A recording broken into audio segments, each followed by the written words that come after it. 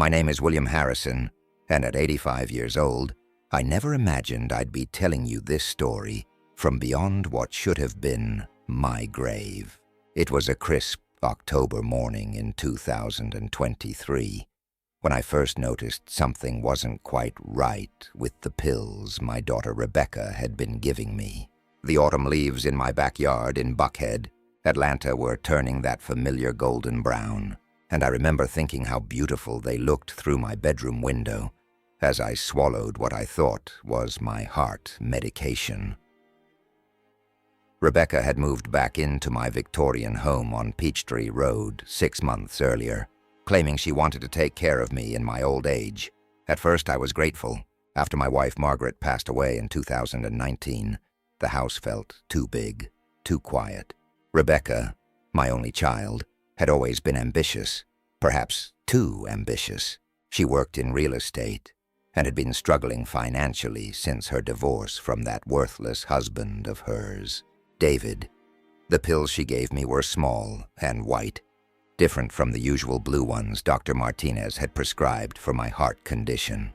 When I questioned her about it, Rebecca would smile that sweet smile she'd inherited from her mother and say, "Daddy, Dr. Martinez changed your prescription. These are better for you."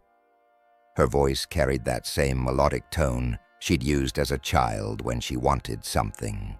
But now, there was something else underneath it, something cold that made my skin crawl. I had built my fortune in the construction business, starting with nothing but a hammer and a dream back in 1962. By the time I retired in 2005, Harrison Construction had built half the office buildings in downtown Atlanta. My net worth was somewhere around $12 million, not counting the house, which was worth another $2 million. Rebecca knew every detail of my finances because I'd foolishly made her my power of attorney the previous year. The first time I felt truly dizzy from the new medication was on a Tuesday. I remember because Rebecca had made my favorite breakfast, buttermilk pancakes with real maple syrup, just like Margaret used to make. But as I ate, the room began to spin and my vision blurred. "I don't feel well, sweetheart," I told her, gripping the edge of the mahogany dining table that had been in our family for 3 generations. Rebecca's response chills me even now. She didn't rush to help me or call the doctor. Instead, she watched me with those calculating green eyes that had once sparkled with childhood innocence, but now held the cold calculation of a predator. "Maybe you should lie down, Daddy," she said, her voice eerily calm. "I'll bring your medicine up to your room." Over the next few weeks, the episodes became more frequent and more severe. I would lose consciousness for hours at a time, waking up disoriented and weak. Rebecca would be there each time, hovering over me with a glass of water and another pill. "You had another spell, Daddy," she'd say, her face a mask of false concern. "Dr. Martinez says this is normal for someone your age. But I wasn't born yesterday. I'd survived the Korean War, built a business from nothing, and raised a daughter as a single father after Margaret's first battle with cancer in the 80s. I knew something was wrong, but I was trapped in my own body, growing weaker by the day. The pills were doing something to me, something terrible, and my own daughter was the one administering them. I tried to call Dr. Martinez myself one afternoon when Rebecca was out. My hands shook as I dialed the number I'd memorized years ago. But when his receptionist answered, I could barely form the words. My speech was slurred, my thoughts foggy. "This is William Harrison," I managed to say. "I need to speak to the doctor about my medication." But before I could explain further, I heard Rebecca's key in the front door, and panic seized me. "Daddy, what are you doing?" Rebecca's voice cut through the air like a blade as she found me with the phone in my hand. I quickly hung up, but the damage was done. I could see the fury flash across her face before she composed herself. "You shouldn't be making phone calls when you're not feeling well," she said, taking the phone from my trembling hands. You might say something that doesn't make sense. That night, she gave me 2 pills instead of 1. "Dr. Martinez wants to increase your dosage," she explained. But I noticed she wouldn't meet my eyes. I palmed one of the pills when she wasn't looking, hiding it under my tongue until she left the room. Later, when I examined it under my bedside lamp, I saw it wasn't the same medication at all. The markings were different. The shape was wrong. I managed to stay awake long enough that night to search online using the tablet Rebecca had given me for Christmas. What I found made my blood run cold. The pills she'd been giving me were a powerful sedative, the kind used in hospitals for patients undergoing major surgery. In large doses, they could cause respiratory depression, coma, even death. My own daughter was slowly poisoning me. The next morning, I confronted her. We were in the kitchen, the same kitchen where I'd taught her to make scrambled eggs when she was 7 years old. "Rebecca," I said, my voice stronger than it had been in weeks. "I know what you're doing." She was standing at the stove, her back to me, and I saw her shoulders tense. When she turned around, the mask had finally slipped completely. "You know what, Daddy?" she asked. Her voice no longer sweet, but sharp as broken glass. Gone was any pretense of the loving daughter. This was a stranger wearing my child's face, and the hatred in her eyes was unmistakable. "You're a sick old man who's losing his mind. No one will believe anything you say." I tried to stand, to reach for the phone, but my legs gave out beneath me. The single pill I'd taken that morning was already working its way through my system. "You won't get away with this," I whispered. But even as I said it, I knew how weak I sounded, how helpless I'd become. Rebecca knelt beside me, her face inches from mine. "I already have, Daddy," she whispered back. "Do you know how much debt I'm in? How much David took in the divorce? I need that money, and you're too selfish to just die naturally." Her words hit me like physical blows. This was my little girl, the child I'd rocked to sleep, the teenager I'd taught to drive, the young woman I'd walked down the aisle. She increased the dosage after that. I would drift in and out of consciousness for days at a time, aware but unable to move or speak. During my lucid moments, I could hear her on the phone, making arrangements. "Yes, he's been declining rapidly," she would say to someone. "The doctor thinks it won't be much longer now." I tried to fight it, tried to stay awake, but the drugs were too strong. My body was shutting down, and there was nothing I could do to stop it. I thought about Margaret, about how she would have never believed our daughter capable of such evil. I thought about all the times I'd spoiled Rebecca, given her everything she wanted, and wondered where I'd gone wrong. The last thing I remember clearly was Rebecca standing over my bed with a syringe. "This will make it easier, Daddy," she said, and there might have been genuine sadness in her voice. Or maybe I was just hoping to find some trace of the daughter I'd loved. The needle went into my arm, and darkness swallowed me whole. When I woke up, I was in hell. At least that's what I thought at first. I was lying on my back in complete darkness, and when I tried to sit up, my head hit something hard just inches above my face. Wood. I was in a wooden box, and the air was stale and thin. Panic seized me as the horrible truth dawned on me. I was in a coffin, buried alive. The terror was unlike anything I'd ever experienced, even during the war. I was trapped in a space barely larger than my body, 6 feet underground, with only the clothes on my back and the rapidly diminishing air in my lungs. I could hear my heart pounding in my ears, could feel the walls of the coffin pressing in on me from all sides. But I was alive. Somehow, impossibly, I was alive. The drugs Rebecca had given me must have slowed my heart rate and breathing to the point where I appeared dead. But my body had fought back. I was weak, weaker than I'd ever been, But I was breathing, thinking, feeling, and I was angry. Angrier than I'd ever been in my 85 years of life. I began to push against the lid of the coffin with what little strength I had left. The wood was solid, expensive. Rebecca had spared no expense for my funeral, probably to avoid suspicion. But it was still just wood, and I was still William Harrison, the man who'd built half of Atlanta with his bare hands. I wasn't going to die in this box.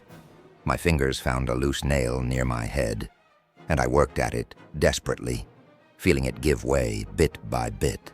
The wood around it began to splinter, and I could feel dirt starting to trickle through the crack.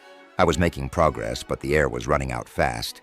My lungs burned with each breath, and black spots danced at the edges of my vision. With a final, desperate push, the lid cracked open. Dirt poured in, filling my mouth and nose, but I didn't care. I clawed my way upward through the earth, my fingernails breaking and bleeding, my lungs screaming for air.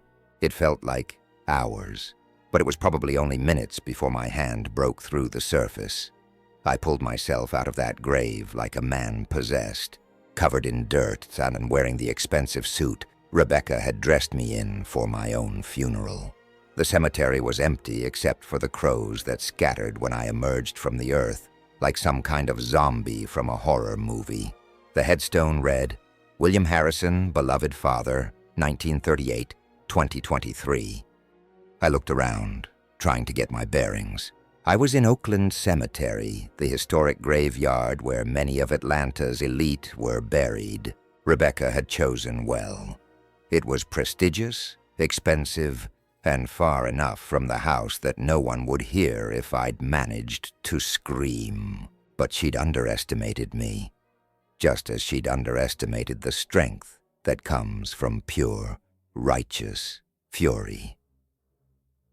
The walk home took me 3 hours. I was weak, disoriented, and covered in grave dirt. But I was alive, and I was angry.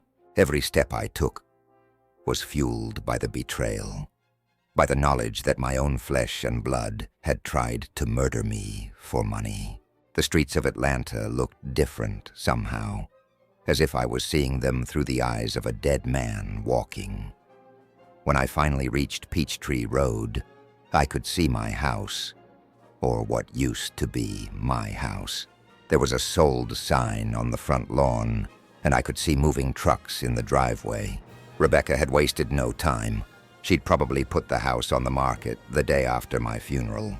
Eager to cash in on her inheritance, I stood at the end of the driveway for a long moment, watching strangers carry my furniture out of the house I'd lived in for 40 years.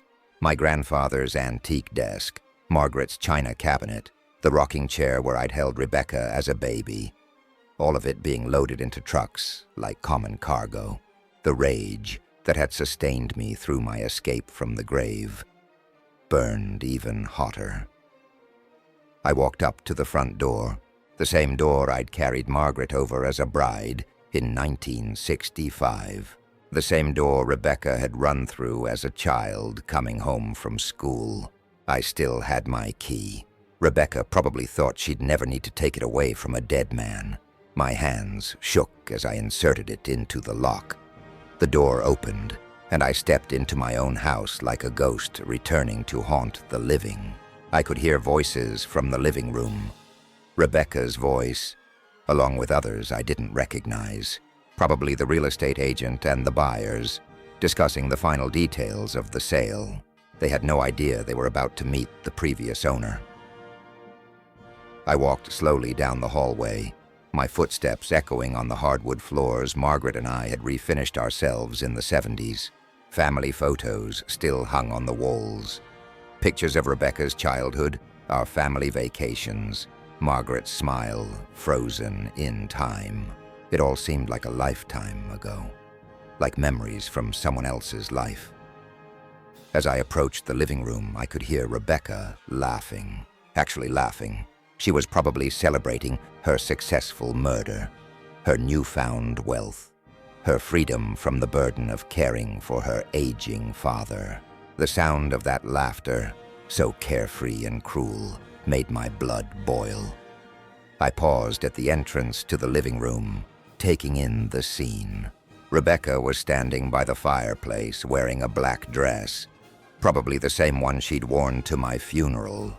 She was talking to a well-dressed couple, presumably the buyers, while a woman in a business suit, the real estate agent, shuffled through paperwork on the coffee table.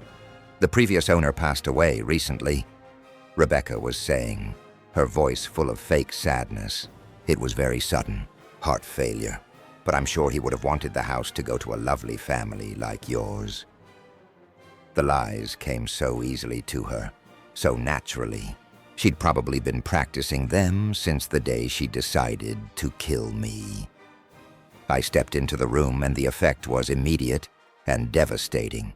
The real estate agent looked up first, her face going white as she saw me standing there covered in dirt, wearing a burial suit, looking like death itself. She dropped her papers and let out a small scream. Rebecca turned at the sound, and when she saw me, her face went through a series of expressions I'll never forget. First confusion, then recognition, then absolute terror.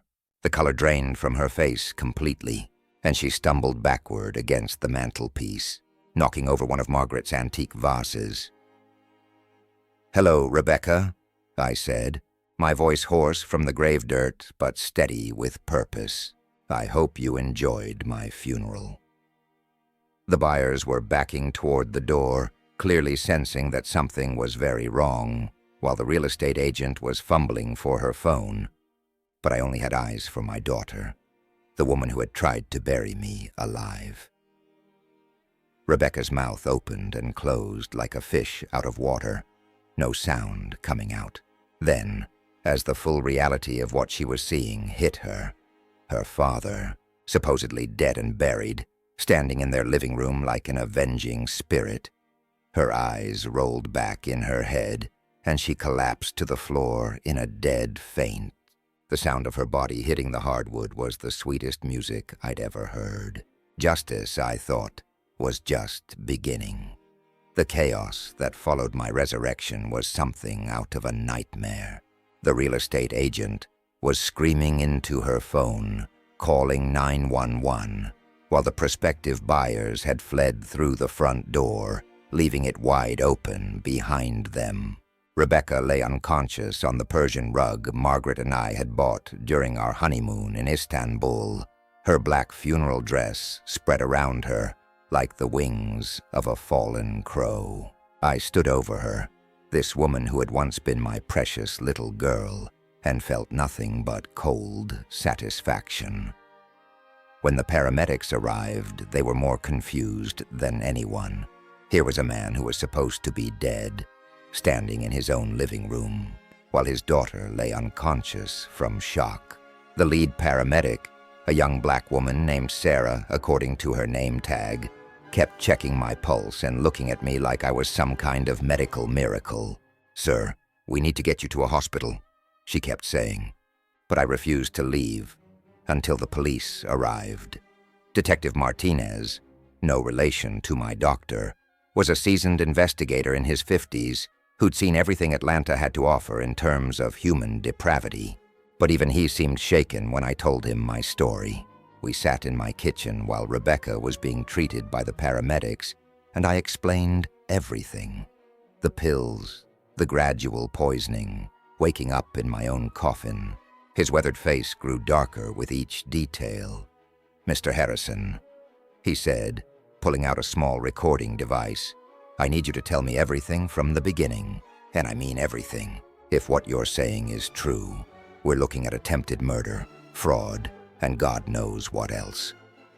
His voice was steady, professional, but I could see the anger in his eyes. Detective Martinez had daughters of his own, and the idea of a child trying to kill their parent for money clearly disgusted him. I told him about the months leading up to my supposed death, about Rebecca's financial troubles after her divorce, about the suspicious pills and the gradual deterioration of my health. I told him about the syringe, about waking up in the coffin, about clawing my way out of my own grave. With each word, Detective Martinez's expression grew grimmer, and he took more notes. Rebecca had regained consciousness by then, and I could hear her talking to the paramedics in the living room. Her voice was shaky, confused, as she tried to explain what had happened. "I don't understand," she kept saying. "My father died 3 days ago. I buried him myself. This can't be real." But even as she said it, I could hear the fear in her voice. She knew exactly how real it was. The detective asked me to stay in the kitchen while he questioned Rebecca. Through the doorway, I could see her sitting on the couch where I used to read her bedtime stories, her hands shaking as she tried to maintain her composure. She was still beautiful at 42, still had that golden hair and those green eyes that had made her the prettiest girl in her high school class. But now I could see the ugliness underneath, the greed and selfishness that had turned her into a monster. "Ms. Harrison," Detective Martinez began, "your father is very much alive, as you can see. He's told me some very serious allegations about what happened before his supposed death. I need you to tell me about the medication you were giving him." I watched Rebecca's face carefully, saw the moment when she realized her lies were catching up with her. She tried to stick to her story at first. "I was just giving him what the doctor prescribed," she insisted, but her voice lacked conviction. "He was very sick, very confused. Sometimes elderly people imagine things." But Detective Martinez had been doing this for 20 years, and he could smell a lie from across the room. He pressed harder, asking for specifics, for documentation, for proof. That's when Rebecca made her first mistake. She claimed she'd gotten the medication from Dr. Martinez, but when the detective called the doctor's office right there in front of her, they had no record of changing my prescription. In fact, Dr. Martinez was shocked to learn I was supposedly dead. No one had informed him of my passing, which was highly unusual for a patient with my medical history. I watched my daughter's carefully constructed web of lies begin to unravel in real time. Her face grew paler with each phone call Detective Martinez made, each piece of evidence that contradicted her story. The funeral home confirmed they'd received my body from Rebecca directly, not from a hospital or medical examiner. The death certificate had been signed by a doctor who didn't exist. "Rebecca," I said, finally speaking directly to her for the first time since my return from the dead, "it's over. Tell them the truth." She looked at me with those green eyes that had once been so full of love and innocence, and for a moment, I thought I saw a flicker of the little girl she used to be. But then her expression hardened, and I knew that little girl was gone forever. Instead of confessing, she tried one last desperate gambit. "He's not my father," she said suddenly, pointing at me with a trembling finger.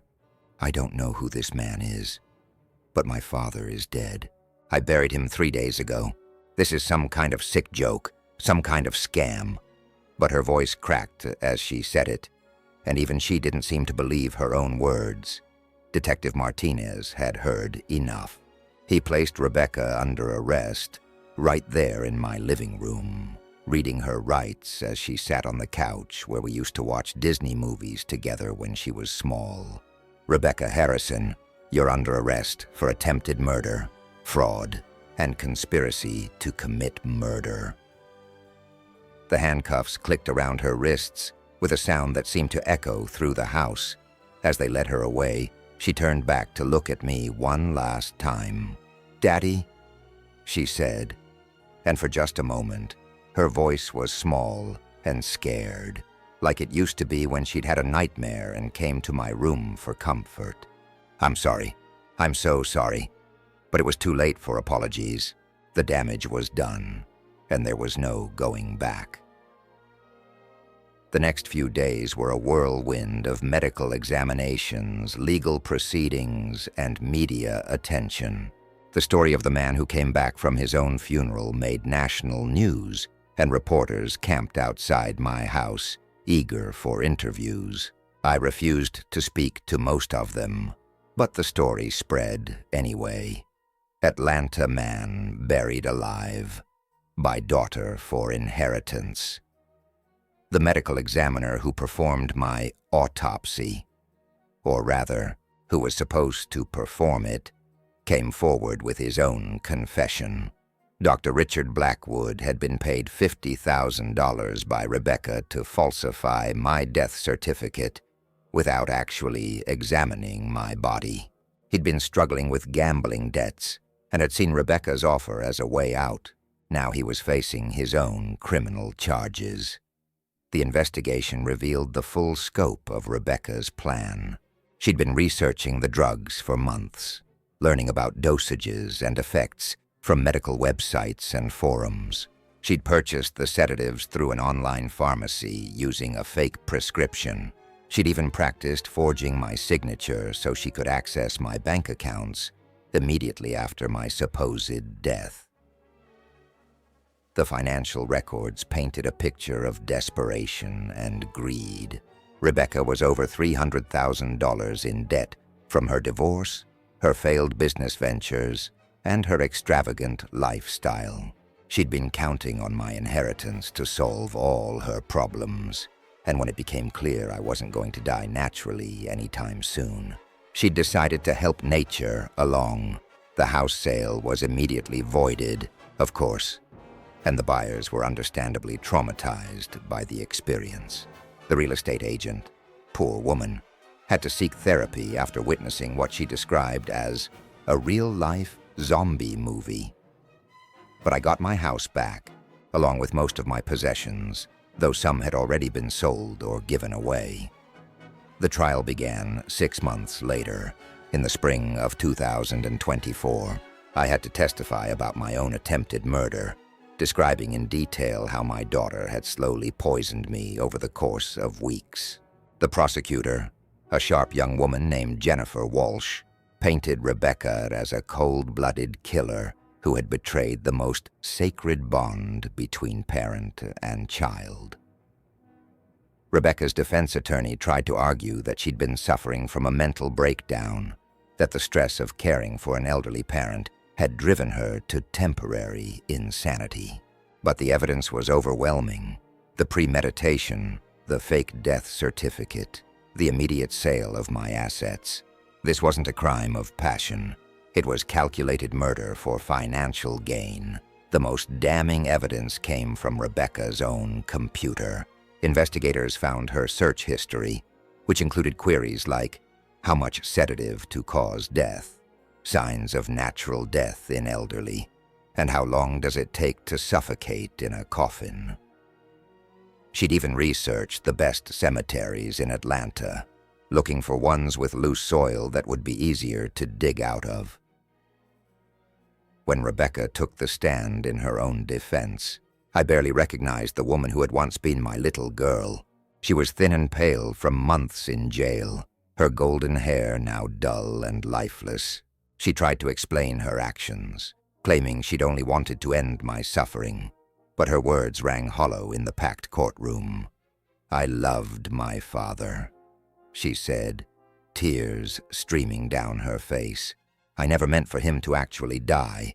I just wanted him to sleep peacefully. But when the prosecutor asked her about the fake death certificate, about the immediate sale of my house, about the money she'd already spent from my accounts, she had no answers that made sense. The jury deliberated for less than 4 hours. When they returned with their verdict, the foreman stood and read the words that would seal Rebecca's fate. Guilty on all counts. Rebecca collapsed in her chair, sobbing, while I sat in the gallery feeling nothing but emptiness. There was no satisfaction in seeing my daughter destroyed, only a profound sadness for what we'd both lost. The judge sentenced Rebecca to 25 years to life for attempted murder, with additional time for fraud and conspiracy. As they led her away in shackles, she looked at me one last time. "I love you, Daddy," she mouthed. But the words meant nothing now. Love doesn't try to bury you alive for money. After the trial, I tried to rebuild my life, but it wasn't easy. The house felt haunted by memories of Rebecca's betrayal, and I found myself jumping at every shadow, suspicious of every kindness. I hired a full-time caregiver, a kind Jamaican woman named Grace, but I made sure to handle my own medications. Trust, once broken so completely, is almost impossible to repair. I changed my will, of course. Rebecca would inherit nothing from me now. Every penny of my fortune would go to charity when I finally did die. The William Harrison Foundation for Elder Abuse Prevention was established with an initial endowment of $5 million, dedicated to protecting seniors from the kind of betrayal I'd experienced.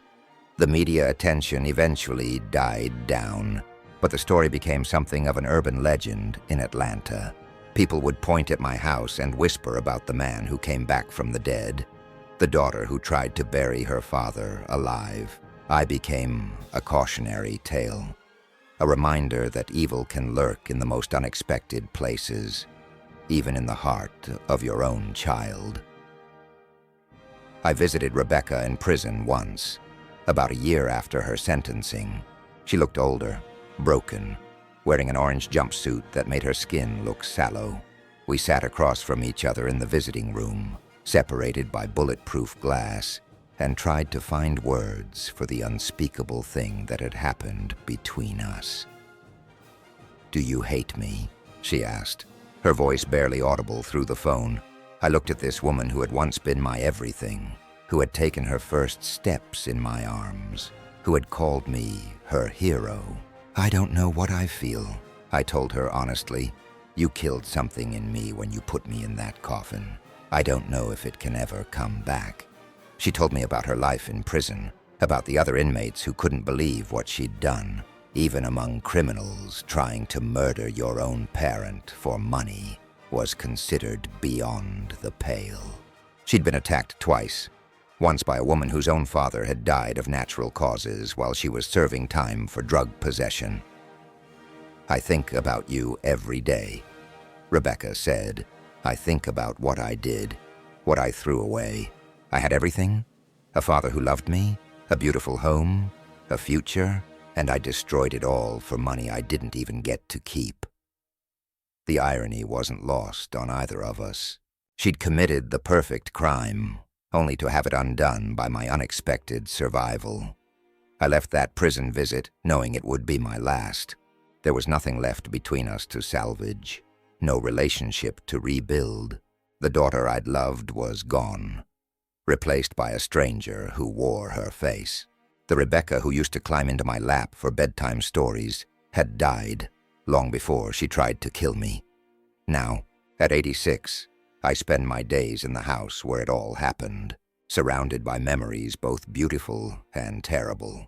Grace takes good care of me, and I've made peace with the fact that I'll probably die alone, with no family to mourn me. But I'm alive, and that's more than Rebecca intended. Sometimes, late at night, I still dream about that coffin. I wake up gasping, clawing at imaginary walls, feeling the weight of 6 feet of earth pressing down on me. But then I remember I survived. I clawed my way out of my own grave and lived to tell the tale. Not many people can say that. The house is quiet now, peaceful in a way it never was when Rebecca lived here. I've had the locks changed, the security system upgraded, and I've made sure my medical care is handled by professionals I trust. I learned the hard way that blood doesn't always mean loyalty, that the people closest to you can be the most dangerous. I think about Margaret sometimes, about what she would have said if she'd lived to see what our daughter became. Would she have seen the signs I missed? Would she have been able to save Rebecca from herself? Or would she, like me, have been blindsided by the depth of our child's betrayal? As I finish telling you this story, the sun is setting over Atlanta, painting the sky the same golden color as Rebecca's hair used to be. I'm still here, still breathing, still fighting. My daughter tried to bury me alive for $12 million. But she failed. She's in prison now, and I'm free. Free from her lies, her manipulation, her greed. In the end, I suppose that's its own kind of justice. The dead man lived, and the living daughter might as well be dead to me. Sometimes, that's how these stories end. Not with forgiveness or redemption, but with the simple, terrible truth that some betrayals can never be undone. This was another incredible story from our channel. Life teaches us that it's never too late for justice, revenge, or redemption. Each story you heard here is real, lived by people who found strength when everyone thought they were defeated. If this story touched your heart, leave a like and tell us in the comments, what would you have done in this situation? Your opinion matters to us.